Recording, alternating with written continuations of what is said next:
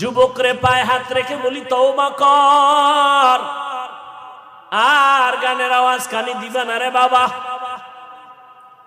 আমি তোমাকে কিন্তু একবারও বলি না আমার মতো হুজুর হও, আমি একবারও বলি না কওমি মাদ্রাসায় পড়ো,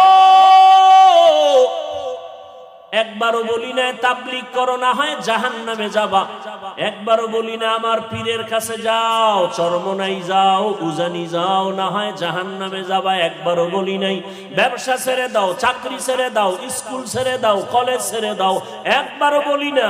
বরং আরো আশা দিয়ে গেলাম রে যুবক, স্কুলে পড়বি ভুলিস না, কলেজে পড়ালেখা ছাড়িস না রে বাবা। কারণ আমার দেশে আলেমের অভাব নাই, মুফতি সাহেবের অভাব নাই, আমার দেশে আদর্শ ডাক্তারের বড় অভাব, আদর্শ ইঞ্জিনিয়ারের অভাব, আদর্শ প্রফেসরের অভাব।